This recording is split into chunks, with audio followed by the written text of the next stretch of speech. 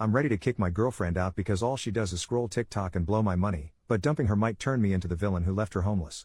I, 24 male, met a girl, 22 female, in a community college class when I was 20. We came from very different backgrounds. I was middle class trying to find a cheaper way to go to college, and she was living in almost poverty going to school because she was forced to by her parents who were threatening to kick her out. She dropped out about a year into her schooling while I continued and finished. During her first year we formed a relationship and she moved into my apartment more or less. Her relationship with her parents is pretty much non-existent and she has little to no outside friends besides one or two women she knew from high school, who are deadbeats in my opinion. I make around $80,000 a year so we live relatively comfortably, but there's still some strain on finances. I can't exactly say when I started losing feelings, but the fact that she refuses to work, will not cook and wants to eat out every day, does not want to go to school, and continuously wants to buy and spend money on clothes and other stuff just slowly started grating me more and more. I work in a female-dominated workplace, and seeing, having conversations, and interacting with coworkers who have so much going for them, have fun hobbies, and aspirations makes it all the more worse when your girlfriend is chronically online and spends 7 hours a day scrolling through Instagram or TikTok reels and thinks having sex is all she needs to do on her end. Our relationship isn't bad, we have fights every now and then like an average couple, have an active sex life, but that's pretty much it. From her perspective if I broke up with her it would be out of nowhere, but I'm pretty much done, and know I could move on quickly and have nothing to be regretful about as shitty as it sounds. The problem comes in her having no job, no finances, almost no friends, and no family support unit. I'm not a monster, I don't want to make someone virtually homeless, but I don't want to be stuck with someone who has nothing going for them either. I don't know what to do. Update the next day. For starters I want to thank everyone for all the advice I was given on the last thread as it helped me formulate how I would go about doing this. When I made that post I was having an extremely bad day and didn't expect it to blow up like it did, so I don't think I was able to give her a fair defense. Also I got dozens of messages, ranging from asking me to hand out her contact info so they could take her in as a live-in ex-girlfriend, to helpful advice telling me to start hiding anything valuable. When I had said that she had come from poverty, her father is a laborer while her mother also lives a similar lifestyle to how she lives now. Their home is maybe 1,100 square feet and in a terrible place in town, and given her father's past ultimatum, I don't think he will take her back as she hasn't been back home in years. Yes, I have talked to her about this, since January maybe 3 times. Either by gently telling her it would be nice if she went out more to find a hobby at the very least to flat out saying she was wasting away on her phone and that she needs to get a job or go back to school. Each time she either changed the subject, makes it a joke, or follows through for a couple of days before going back to her usual self. She is a kind partner, who asks me about my day, always tries to make me laugh or lighten the mood when I get annoyed, and generally shows a lot of affection. Which makes me feel terrible when none of that works anymore, and I just see her as another person. Now for the confrontation. Last night when we were both getting ready for bed, I didn't take my clothes off and instead just stood there telling her we needed to talk. At first she was just smiling and jumping up and down on the bed with her knees thinking I wasn't as serious as I was, but eventually she was able to read the mood. I told her something wasn't feeling right anymore, that I've tried to make this work and be patient with her for the past few years, but I didn't know how much more time I was willing to spend waiting for her to get a job, go back to school, or just get a hobby if anything. I told her that it annoyed and grated me that she just didn't seem to care about herself, and that I hated she had no goals or aspirations. This was probably the first time in a long time she was as attentive as she's ever been during this conversation, and agreed to whatever I was saying, even also giving suggestions on where she can apply, what courses were starting to interest her, and even said I could look over her as she submitted applications online to make sure she wasn't lying. In her head it seemed like I was still willing to make this work, and a part of me believed this would finally be the moment that she would change. So it made the next part even harder for me and for her. At her first I told her I didn't love her the same way, which slowly but eventually led to me saying I didn't feel anything at all about this relationship and was jaded. I was tired and wanted a fresh start with someone who was more goal-oriented, and wanted something more out of life. When she realized what I was getting at, she started to cry and asked why I didn't mention this sooner, and I said I've always asked her to cook, to go out with me to try something out, or to just go back to school, even when I offered to pay for her classes. Anything. She said she understands that part, but was upset why I didn't say it was leading to me losing interest in her, because from her perspective it seemed as if I still loved her all the same. She started apologizing, saying she wasn't in the right mental state and saying nothing was motivating her, and she genuinely had no interest in any hobbies. The only thing she liked was spending time with me, which is all she looked forward to in the day when I came home. None of this was really affecting my emotions besides making me feel uncomfortable, so I tried to continue by saying, I think her lifestyle would be better with another person, but she immediately cut me off and became more panicked. She started to apologize again for what she's done and said she would be a better girlfriend, that she would go with me tomorrow to wherever I wanted to go, and would look for courses in August that she could start doing. But she did not want to lose me since she had nothing else in life, and absolutely hated that I stopped loving her. There were so much tears and snot that I said we would have this conversation again when she calmed down, and we eventually did in an hour or so. She pleaded to give her 2 months to make a change and give her another chance, and promised that she would change. Again she listed off all the places she would apply to and said she would be a better partner. I never wanted to make her homeless, so this seemed like a good settlement, even though I still had my doubts. I then reaffirmed that I wanted to see other people, but she seemed much more adamant on this issue than the aspirations issue that she would be able to fix this. She said just give her a month to try and make the relationship work, and asked me again and again on what she could do to make her love her again, and that she didn't want me to hate her. She said that this was the worst part of it all, in the only person that she had just being done. It seemed as if she was about to break down again, so I said okay, we'll see how this relationship is in a month. In my mind, if I'm allowing her 2 months to get back on her feet, then by a month she would already be ready to move on. I also didn't want her to suffer a complete mental breakdown while I was still living her, so giving her a month to let her fix the relationship would give her enough time to accept things. I slept on the couch last night, and will probably continue doing so for a while. She came out at about 3 a.m. wanting to talk some more, but I said I was exhausted and we would do it tomorrow. She then slept on the floor beside me for the rest of the night, apologizing again. When I told her to stop, she silently said okay and sobbed for a bit under her blanket. But that's everything that's happened, so far.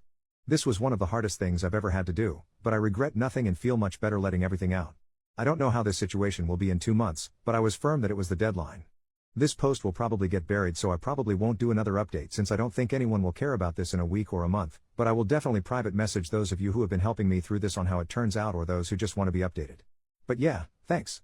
Edit, for all of you who keep asking what my workplace is, I'm an RN. Second update the next day. I want everyone who has private messaged me to know I read them all, especially those of you who have gone through similar circumstances as me and have shared your stories. I've been doing some self-reflecting and think I know how I want to go about this that will help with my lack of communication skills. I know I'm not a perfect person, but I still stand by my decisions I made that night 100% through and through. I might post an update sooner in a week or so as the day after our fight am filled with a bit more hope than usual. Don't know how long it will last, but better make use of it. But again, just wanted to post this for everyone sharing your stories with me privately, as I can't message you all, as it's been helping me make decisions on what to do about this all immensely. Third update 1 week after the original post. Hey all, it's been about a week since my last post and thought I'd give an update. I find it easier to write than to speak in many situations, so this has been a great way to help my decisions and clear my head. Writing everything down has helped tremendously, and I will continue to do so until this is all over, and I will nuke everything afterwards. After the night confrontation, we didn't really speak all too much at home, with it being dry and awkward for a day or two. But I have been told I'm a workaholic by nature, so it was easy for me to stay at the hospital as a distraction. But in that time she did start to cook again. We weren't in the mood to go out to eat together. Eventually though, I sat down with her after she asked for a more thorough conversation on why I felt our relationship was failing. She promised not to cry or get upset, but wanted me to be 100% upfront so she had a better way of understanding, stating she wanted to try everything to fix this. I was really apprehensive about this, and I can't really explain why, but given being together for 4 years, I wanted to at least make an effort myself out of respect, even though a large part of me was angry for even doing so, as I feel I've never had the same from her. There have been many different camps in my last update, the main ones being kick her out immediately and leave her before it gets worse, try to find a way to fix our relationship, or end the relationship altogether but continue living with someone who would probably become absolutely neurotic. If I was going to let her stay for 2 months, I would absolutely not be dealing with that. I took consideration in all these main advice discussions and read through almost every reply. Even the most assumptive, bizarre and downright unhinged Redditor takes. More importantly, I took heavy influence of those who have shared with me their past stories, which either led to them being stuck in loveless relationships for years or eventually being able to overcome their problems and have an even stronger connection. Thank you again for your private messages. I read through a lot of your lives. Now for our conversation. She said she saw something on TikTok where couples put a phone on a table with a timer and wanted to do something similar, for each person to air what made them upset. I said that was dumb. If we were going to talk about our problems, it would be better if there was no time limit. She eventually agreed and said I could go first, asking me first when was the time that I completely lost my love in her. As I said before, it was never one action, but a grating feeling that got worse and worse until it got to this point, and I told her that, so she then asked when was the time I felt the most angry. I said it would take some time to think for me, and she said that was fine. After a few minutes something came to mind. I couldn't formulate the right words at first, but it eventually just started to come out. I told her the worst time was when I was first starting at my hospital. To keep it short, the tempo was brutal. It was constant work with little to no downtime, as I was constantly learning new things that school would have never taught me, while being expected to be able to handle it as a professional. It was without a doubt the most stressed I've ever been, and I feel like other RNs can relate here. That year hardened the way I think now. That hard work does pay off, if you have the drive and the passion. I told her I think that was when I started losing feelings the fastest, seeing her at home doing absolutely nothing. Coming home to no food made, to her not working a job, to her not learning anything, completely stuck to the internet with nothing to show for it. I said it made me even more upset when I had given suggestions for jobs with pretty easy schedules, or to find a new interest in school that would pan out better than last time, only to be rejected at my every attempt. I told her flat out that it disgusted me. She asked me why I didn't make this a bigger issue at the time, that I should have communicated this to her, but I said there's some things that shouldn't have to be said. I should \n_t have to remind her to wash her ass, eat, do something other than mindlessly scrolling on her phone for hours at a day, every day. I also told her that after coming home from the hospital during more stressful days, the last thing I wanted was to spend my time begging my girlfriend to do something productive, so I held my tongue and settled as she was still nice and caring. I had no other reasons to end it, and so the resentment grew worse from then on. It was around here that I became more mean to my regret now, but I will still input it as I have everything else. I told her that when she dropped nursing, I was upset since I felt that she was more than capable of doing what I had done. But after spending more time in the relationship, and spending more time getting to know her, I knew that with the type of person she was there was no way she could have ever finished. Which is why I suggested easier and more laid-back jobs, less demanding majors for school, shit even if she just cooked or found an interesting hobby at that point I would have appreciated it. Still, she chose to do nothing for years. It's just the type of person she was and why I felt done for her romantically over time. She asked me if I hated her, and I said I didn't know. I told her she was very loving and kind, but I hated how she handled her life to this point. That I felt no ill will towards her after airing everything out, but I also felt nothing else. I just felt done and ready to move on. Throughout this conversation we kept eye contact, and there were times it seems like she would break, but like she said she remained as calm as she could while I said what I had to say.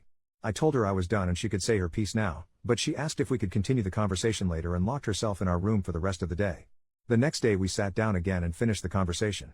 She told me that she thinks she's depressed, saying that she didn't feel sad before that night, just had no motivation of doing anything. I had a couple of messages telling me to ask her to get tested for ADHD, but when I started bringing it up she was very adamant that is not something she felt comfortable with. I knew she didn't like needles or going to the hospital in general, but her flat out refusing to get tested for disorders when I told her it was not at all like a regular hospital visit surprised me. She asked me if she was able to change in her behaviors, would I give her another chance? I said I didn't know, as I felt nothing right now and didn't know if her doing it would bring any feeling back. Especially since it took my breaking point to do so. She asked if there was any compromise, and I told her again, if in a month I felt like there was enough reason to stay together I would, but that there was no guarantee that my feelings would return. But I would match any effort she also put out. She was frustrated by my answer, but I said that's how it would be. She gave me a piece of paper to look at that she was working on last night that had a list of hobbies and interests she wanted to look into, the two major ones being photography and cooking again. She told me that she was looking into these while also showing me her phone, giving proof that she was putting in applications on Indeed and Glassdoor for some entry-level positions that she might get hired in. I told her if she was able to show enough passion or interest in these hobbies that she showed, I would not care about her working, just anything to improve herself. But if she didn't do anything at all, then it would be best to look for a new job to help her if she moves out. I've also been asked in private messages if I have any personal friends to talk to. There's 2 female coworkers I confide some information in given how many hours we work together at our hospital, and who I completely trust as in my opinion they are extremely grounded. They both said I would eventually get love bombed and this would all go back to how it once was, and that I needed to stand firm with moving on. They've very helpful friends who have even offered to let me stay over for a few nights, giving the reason that I would fall for her manipulation if I continued being anywhere near her in their own words. But it didn't feel right since I'm still technically in a relationship, but I said I would consider it if the situation worsened. But again I find them grounded, so I always try to take their advice to heart. Despite numerous messages from you all privately or openly telling me that this will be a mistake, I want to make the attempt to give this one last try. Though I feel heavily closed and guarded and still feel indifferent with our current situation. But a lot of you have told me this can eventually change with enough work from both parties. I have also taken the advice of those saying to cut off sex, which was my intention from the start anyway, by continuing to sleep in the living room.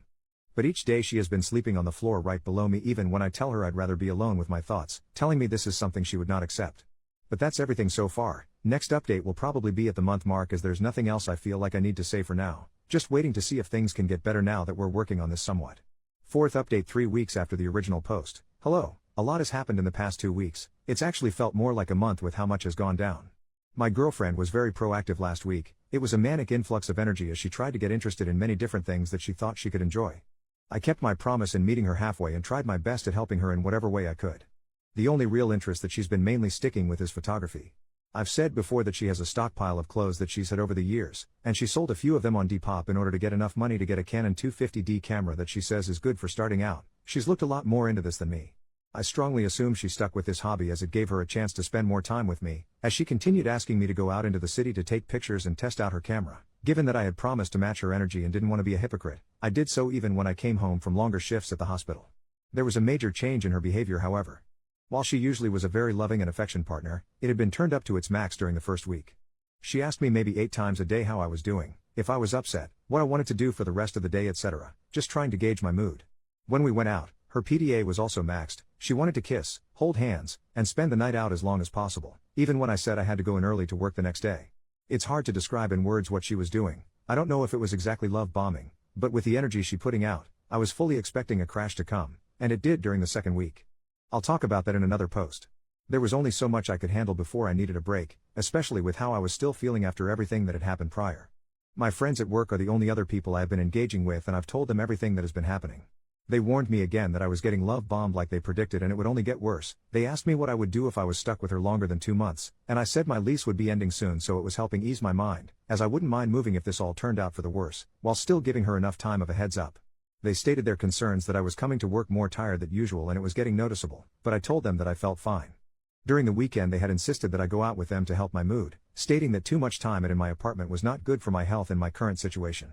I declined when first offered, but after being asked again the day of, I agreed, and for most of the day I was with them having a really good time. In fact, it helped to regain my mood considerably. Naturally, my girlfriend was wondering where I had been the entire day, but I told her I had been with friends, and even though she was disappointed we couldn't go out for the day, I promised her we would spend all day tomorrow together.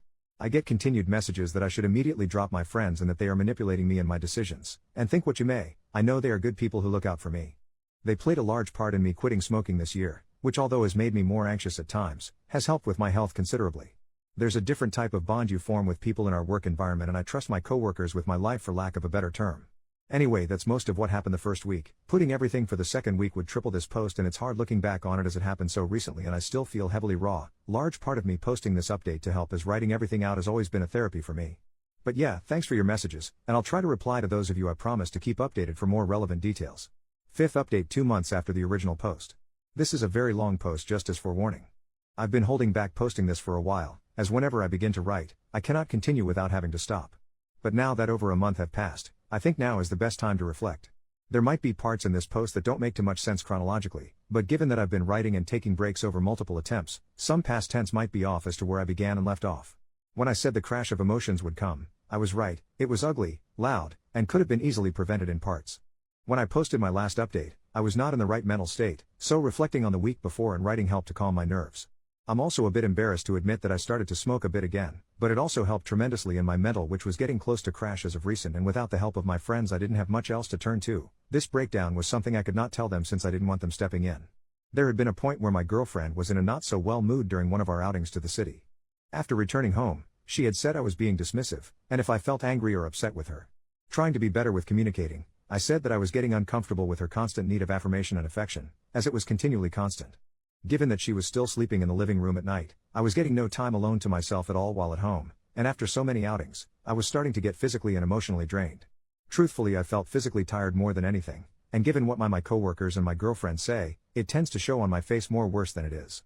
My girlfriend seemed to take this heavily, and didn't attempt to talk with me for the remainder of the day, along with the next, but was in a much more brooding mood during the second. Maybe it would have been better to apologize or communicate better during that point, as it might have been the point that a lot of this could have been avoided if I said something, but I instead took the time to nap and spend time alone, which I had rarely the chance to for over a week. Then came the third day. A lot happened over the course of this day, and a lot was said, and this was where the breaking point occurred, which caused further problems throughout the following week. I will try to be as thorough as I can, remembering everything that happened, from the start of the day to the end.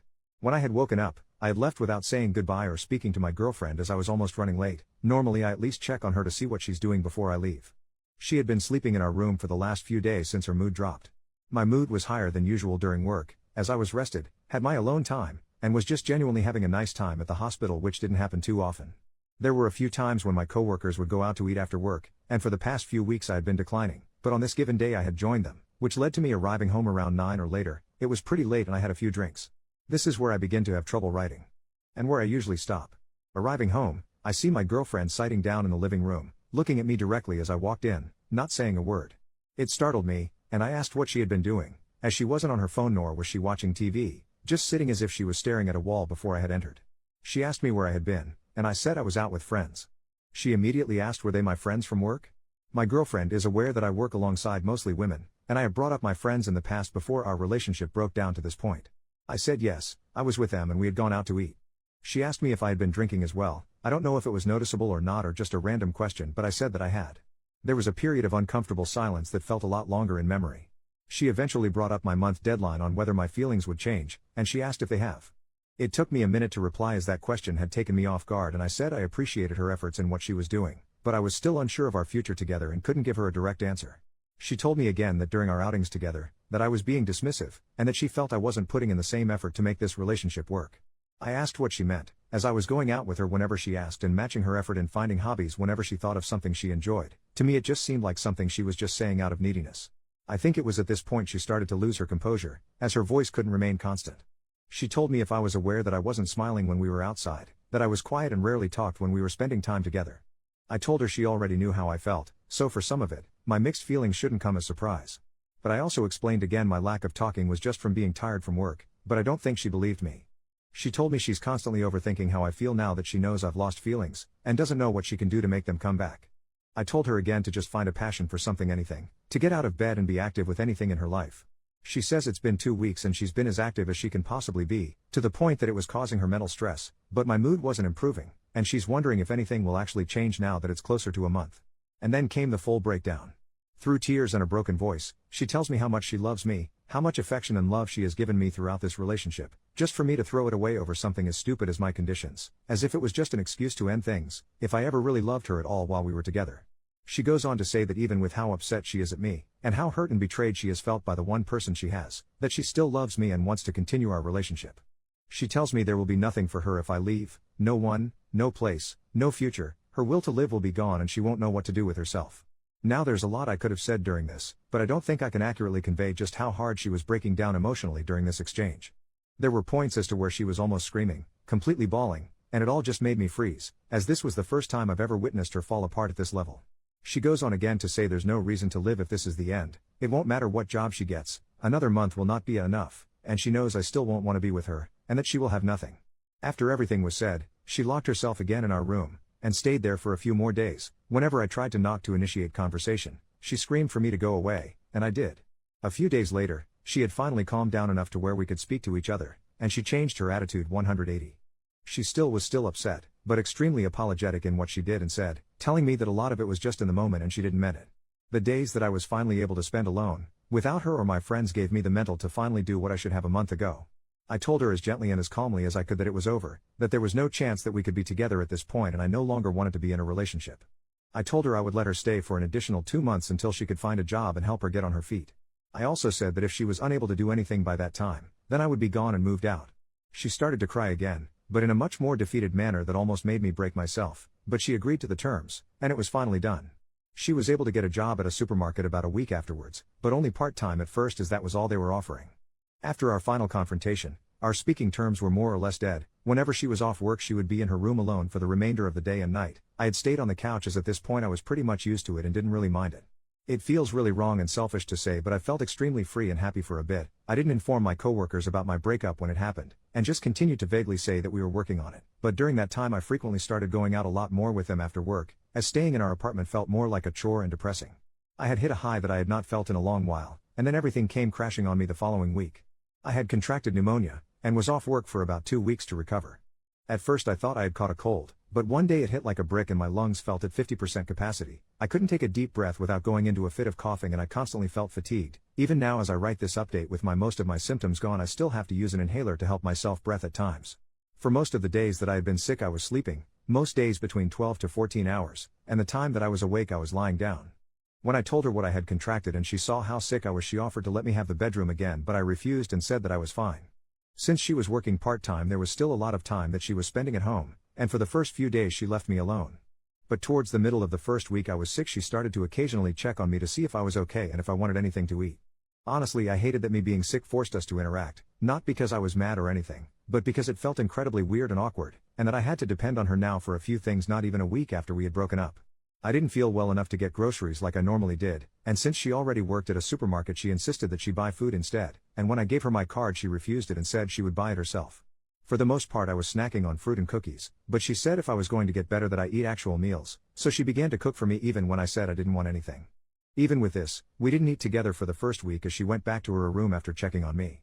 But during the start of the second week of me being home, she started to sit down with me while I was awake and talk with me. She told me about her day at work and her coworkers, and a bunch of other stuff. It felt like a lot of it were things she wanted to tell me earlier but couldn't because everything was still raw. But when she started to talk she didn't stop, and honestly I enjoyed listening to her talk about her day because it felt different. It went from talking to us watching TV together during nights that I couldn't fall asleep to us just talking about our issues that we've been holding to ourselves for a while. It was extremely cathartic and there was no yelling or arguing, just listening. It felt a way that we hadn't talked in a long time, Not since from before we got together years ago when we're friends and classmates. Sometime during the second week I had hit a point where I felt extremely ill and I didn't want to talk or do anything, but I couldn't sleep either because I kept on coughing. She didn't go to work that day and stayed beside me for a long while. We didn't talk at all, but she made sure I was still eating and drinking water. There's a lot then can be said on how those 2 weeks made me feel about my situation with her and everything that had happened, but I can't convey them in words, much less writing, but I'll just say it was a lot of time to think. Since I've recovered, I had been trying to make a bigger effort to talk with her, but at the same time not trying to make it feel forced as it may have felt a month ago. Just random conversations about random things, about how her photos were going, how work was doing, if she liked her boss, just whatever. She spent less time in her room and more time in the living room with me when I had gotten home, just talking about her day and work, customers and coworkers, and in turn I told her about my day. Gradually within these weeks it feels as if the transition of being in relationship to being friends is a lot more apparent, and it feels better and more organic this way as it's become easier to communicate. Even still though, there's a barrier between us, something that formed from our final argument, and it's hard to describe exactly what it is, but it's there. The deadline that I had formed for me moving out is at the end of October, as that's when my lease ends. I'll post another update around that time. This post has turned a lot longer than I thought, but it's nice looking back on everything and seeing how our situation has been changing for the better. If you're still around reading this, thanks for the continued messages regarding my situation. Sorry if I couldn't reply in the meantime.